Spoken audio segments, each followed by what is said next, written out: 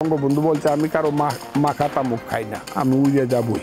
ওই যে ইন্ডিয়ার বুটের ডাল আর গন্ধের বাদ দিয়া যে এক পেট ভাত খাওয়া 5 দিন পরে, এটা কে খাওয়াইছে আমাদের? পৃথিবীর ইতিহাসে এই ধরনের ঘটনা কোনোদিন কেউ ঘটাইতে পারছে কিনা? আমি তো এই দেশের ইতিহাসের সাক্ষী ভাই, 61 বছর যাবত তো পলিটিক্স করি। শেখ মুজিবুর রহমান যদি মেরুদণ্ডহীন মাথা নত মানুষ হইতো তাহলে ইন্ডিয়ান সৈন্যকে যাইতো। ভারত আমাদের সহযোগিতা করেছে, তার বিনিময়ে ভারতকে, যেমন শেখ হাসিনা বলেছেন ভারতকে যা দিয়েছি সারা জীবন মনে রাখতে হবে। ভারতকে সহযোগিতা করেছে, তার বিনিময়ে কী কী নিয়েছে এবং সেটা কতটা যৌক্তিক ছিল, এই জিনিসটিকে যদি একটু নজর দিতেন। আপনি আজকে আমাকে কঠিন প্রশ্ন করতেছেন এবং বিব্রত কর, তারপর আমি উত্তর দিবই। আমি আপনাকে বলি, সেই ভারত 25শে মার্চ রাত বঙ্গবন্ধু অ্যারেস্ট হয়ে চলে গেলেন। আল্লাহ ছাড়া বাঙালির আর কোনো গতি ছিল না। সব কিছু পুরে ছারকার হয়ে যাচ্ছে, কেউ কিছু বলছে না। 26শে মার্চ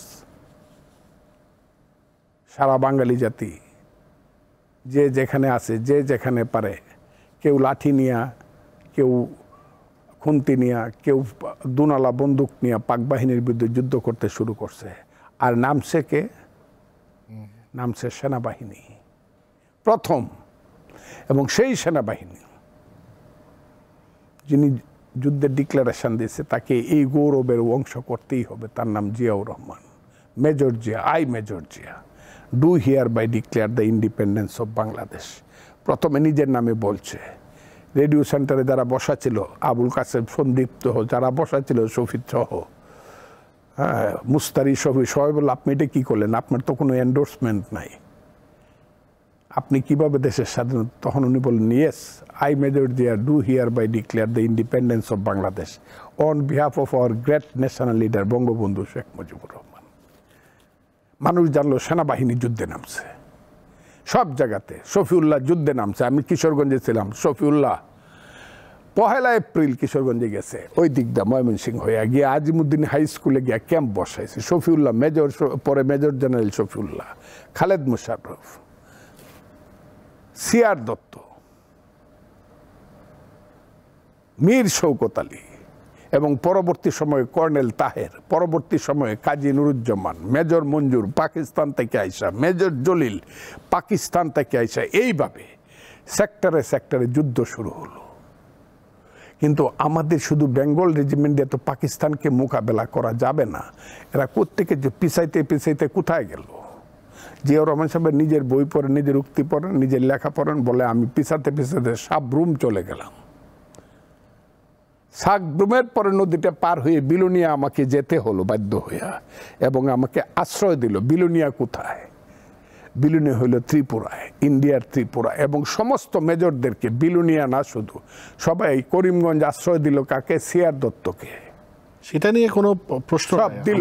আমি যে গেলাম যুদ্ধে, হাজার হাজার লাখ লাখ ছেলে যে যুদ্ধ গেল, প্রথম যে আমরা বর্ডারটা পার হইলে পরেই গিয়া ওই যে ইন্ডিয়ার বুটের ডাল আর গন্ধের বাদ দিয়া যে এক পেট ভাত খাওয়া 5 দিন পরে, এটা কে খাওয়াইছে আমাদেরকে? আমি জানি তাদের স্বার্থ আছে, এটা মাথায় রেখে আমি কথাটা বলি। ইন্ডিয়া খাওয়াইছে। তারপরে যে আমি যুদ্ধে গেছি, আমি যে 4 সপ্তাহ ট্রেনিং দিছি, ট্রেনিং দেওয়ার পরে যে আমি 7.62 রাইফেলটা নিয়ে যে ভিতরে ঢুকছি, LMG-টা নিয়ে ভিতরে ঢুকে, এটা কার ছিল? এটা ইন্ডিয়ার ছিল। সেটা বুঝলাম, কিন্তু স্বাধীন যে প্রশ্নটা বলছে ওইটা দিয়ে কেউ অস্বীকার করছে না। কিন্তু স্বাধীনতার পরে ভারতের সাথে বাংলাদেশের যে সম্পর্ক, দেশের মানুষের সাথে কি সম্পর্ক হয়েছে, নাকি শেখ হাসিনার সাথে সম্পর্ক হয়েছে? শেখ হাসিনাটা পরে আসেন, আমি বঙ্গবন্ধুর সাথে কথাটা বলি। জি, বঙ্গবন্ধু কিন্তু ভারতের মাথার উপর দিয়ে উড়িয়েই কিন্তু লাহোরে গেছে। গেছে কিনা বলেন? ইসলামী সম্মেলনে গেছে নাকি না যায়নি? যেটার জন্য বঙ্গবন্ধুকে অনেক খেসারত দিতে হয়েছে। তার সাথীরা না করছে। বঙ্গবন্ধু বলছে আমি কারো মাখা তামুক খাই না, আমি উড়ে যাবই। গেছে। এবং বঙ্গবন্ধু থাকাকালীন সময় যদি কেউ মনে করে যে শেখ মুজিবুর রহমান সবই ইন্ডিয়ারে দিয়ে দিছে, বলতে পারে। কিন্তু মাখা তামুকের খাওয়ার কথা যা বলছেন, তার বেটি কি সে মাখা তামুক খেয়েছে? হ্যাঁ, আমার মনে হয় না। বঙ্গবন্ধু শেখ মুজিবুর রহমান মৃত্যু পর্যন্ত আন্তর্জাতিক রাজনীতিতে মাথা উঁচু করেছিল। বঙ্গবন্ধুর কথা বলছি না, শেখ হাসিনা তার কন্যার কথা বলছি। আমি কন্যাটা পরে আসেন না, বলেন। কন্যা তো অনেক পরের ব্যাপার। বঙ্গবন্ধু তো ইন্দিরা গান্ধীকে দিল্লিতেই বলছে কানে কানে, কোন দিন আপনি আপনার সৈন্য ফিরায় আনবেন, বলছে কি না বলেন। এবং 17 মাস সৈন্য ফিরে গেছে। পৃথিবীর ইতিহাসে এই ধরনের ঘটনা কোনোদিন কেউ ঘটাইতে পারছে কিনা? ইন্ডিয়ান সমস্ত সৈন্য, আমি তো ছিলাম এখানে। ইন্দিরা গান্ধী যখন, আমি ভালো বাংলা বলিতে পারে না, তারপরে রবীন্দ্রনাথের ভাষা দিয়ে একটা কবিতা কইয়া তারপরে হিন্দিতে বক্তৃতা, আমি তো ছিলাম ওই মাঠে। আমি তো এই দেশের ইতিহাসের সাক্ষী ভাই, 61 বছর যাবত তো পলিটিক্স করি। সেই জন্য তো আপনাকে আমি আপনাকে বলছি, এই মুক্তিযুদ্ধের মাত্র মানে ডিসেম্বরে দেশ স্বাধীন হয়েছে, জানুয়ারি ফেব্রুয়ারি আর মার্চ, 2.5 মাসের মধ্যে সমস্ত সৈন্য চলে গেল। শেখ মুজিবুর রহমান যদি মেরুদণ্ডহীন মাথা নত মানুষ হইতো তাহলে ইন্ডিয়ান সৈন্য কি যাইতো?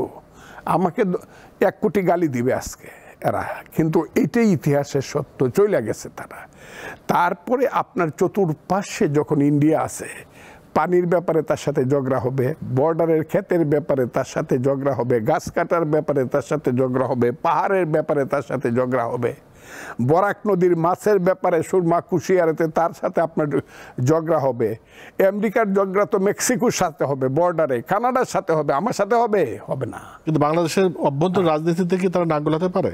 না, নাক গলানো উচিত না। তারা যে নাক গলাইছে, যে নাকটা তারা গলাইছে এইবার, এটা শেখ হাসিনার ব্যক্তিত্বহীনতা, আওয়ামী লীগের রাজনীতিহীনতার জন্য যে নাকটা গলাইছে, ইতিহাসে তাদেরকে তার জন্য কৈফিয়ত দিতে হবে। আমি এই ব্যাপারটা করে খুব ক্লিয়ার, আমি এই কারণে বঙ্গবন্ধুর ব্যাপারটা আমি ক্লিয়ার করে রইলাম। শেখ হাসিনা যা করছে ক্ষমতায় থাকার জন্য, ওই যে ইনফিরিয়রিটি কমপ্লেক্স, যদি রাজনীতিতে হাইরা যায় এবং ক্ষমতা থেকে চলে যায়, তাইলে তো আমার জেল খাটতে হবে, সব কিছু শেষ হয়ে। কাজেই এটা করতে গিয়ে এখন একদম এমনভাবে নিঃশেষ হয়েছে, আমি জানি না কবে কখন কোথায় এই দেশে তারা রাজনীতিতে আসতে পারবে কি, আমি জানি না।